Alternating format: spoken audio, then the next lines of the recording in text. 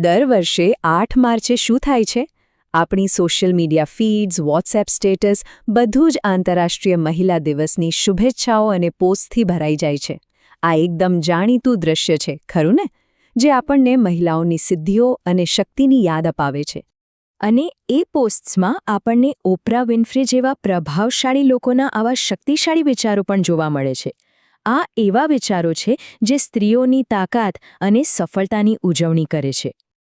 આ બધા સંદેશાઓ અને સ્ટેટસ દ્વારા આખી દુનિયા જાણે કે ડિજિટલ રીતે મહિલા દિવસની ઉજવણીમાં જોડાઈ જાય છે અને એકતાની ભાવના ચારે બાજુ ફેલાય છે. અને રૂથ બેડર ગિન્સબર્ગનું આ પ્રેરણાદાયક વાક્ય આપણને યાદ અપાવે છે કે દરેક નિર્ણય લેવાની પ્રક્રિયામાં મહિલાઓનું હોવું કેટલું જરૂરી છે.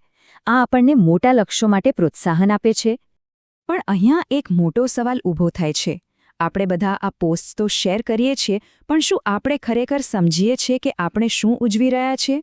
શું આ દિવસ ફક્ત પોસ્ટ શેર કરવા માટે છે કે પછી એનો કોઈ ઊંડો ઇતિહાસ અને સાચો અર્થ છે? તો ચાલો આ દિવસના મૂળને સમજવા માટે આપણે એક સદી કરતાં પણ વધારે પાછળ જઈએ, જ્યારે તેની શરૂઆત વિરોધ પ્રદર્શનોથી થઈ હતી. આની શરૂઆત થઈ હતી કામકાજની સારી પરિસ્થિતિઓ અને સમાન અધિકારો માટેના વિરોધ પ્રદર્શન તરીકે. ધીમે ધીમે આ દિવસ મહિલા અધિકારો માટે એક વૈશ્વિક મંચ બની ગયો અને છેવટે 1977માં સંયુક્ત રાષ્ટ્રએ તેને સત્તાવાર માન્યતા આપી. આજે આ ઉજવણી માત્ર પ્રતિકાત્મક નથી રહી. હવે તેની થીમ જ નક્કર પગલાં લેવાની માંગ કરે છે. વાત હવે ખાલી ઉજવણીની નથી, પણ વાસ્તવિક પરિવર્તન લાવવાની છે. તો આ જે કાર્યવાહીની વાત છે તેને અમલમાં કેવી રીતે મૂકવામાં આવી રહી છે? ચાલો આ સમજવા માટે આપણે ભારતના ઉદાહરણ પર એક નજર કરીએ, જ્યાં હવે મહિલા કેન્દ્રિત વિકાસ પર ખાસ ભાર મૂકવામાં આવી રહ્યો છે. અહીંયા વિચારધારામાં એક બહુ મોટો બદલાવ આવ્યો છે. પહેલાં એવું મનાતું કે મહિલાઓ માટે વિકાસ કરવો એટલે કે તેઓ માત્ર સરકારી યોજનાઓના લાભાર્થી છે. પણ હવે નવો દૃષ્ટિકોણ એ છે કે મહિલાઓ પોતે જ વિકાસનું નેતૃત્વ કરશે, તેઓ સક્રિય સંચાલક બનશે.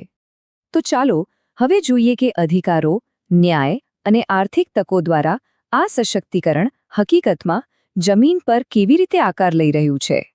આ બધા પરિવર્તનનો પાયો છે આપણું બંધારણ. જેમ કે અનુચ્છેદ 15 જે કહે છે કે લિંગના આધારે કોઈની સાથે ભેદભાવ નહીં થાય, અને અનુચ્છેદ 16 જે સરકારી નોકરીઓમાં સમાન તક આપે છે. આ અધિકારો મહિલાઓની ભાગીદારીને મજબૂત બનાવે છે. આર્થિક રીતે મજબૂત બનવા માટે નાણાકીય સહાય ખૂબ જ જરૂરી છે.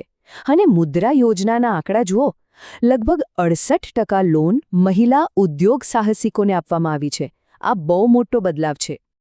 અને આ આંકડા પાછળ રીના જેવી મહિલાઓની કહાનીઓ છે.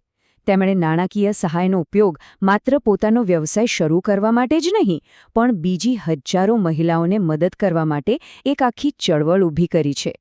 આ આંકડો જુઓ, 10.05 કરોડ. આ કોઈ નાનો આંકડો નથી. આટલા બધા ગ્રામીણ પરિવારો સ્વ-સહાય જૂથો દ્વારા એકઠા થયા છે, અને આ જૂથો ગ્રામીણ અર્થતંત્રમાં એક મોટું પરિવર્તન લાવી રહ્યા છે. આ સ્વ-સહાય જૂથોની તાકાતનો એક ઉત્તમ ઉદાહરણ છે બધા શીશા.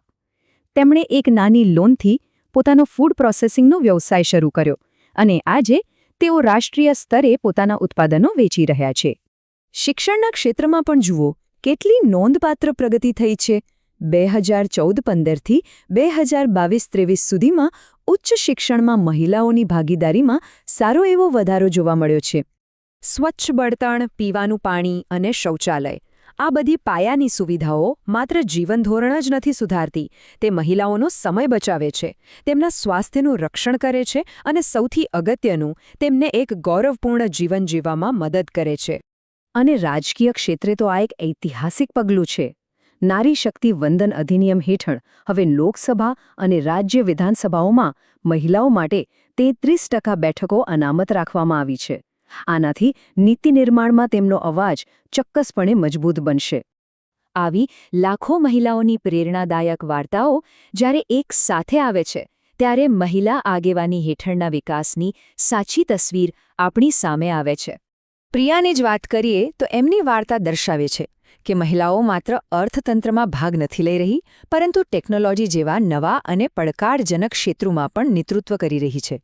તેમણે ડ્રોન ટેકનોલોજીનો ઉપયોગ કરીને દુર્ગમ વિસ્તારોમાં આરોગ્ય સેવાઓ પહોંચાડી. આ જ તો છે સાચું પરિવર્તન.